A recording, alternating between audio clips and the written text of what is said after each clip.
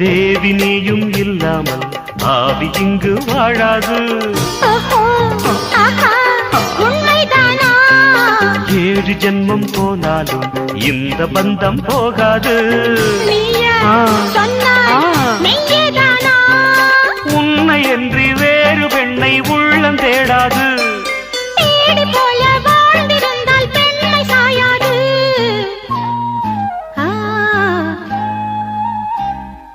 பூவே உன்னை நேசித்தேன், பூக்கள் கொண்டு பூசித்தேன். உண்மை சொல்ல யோசித்தாய், கோழை போல யாசித்தாய்.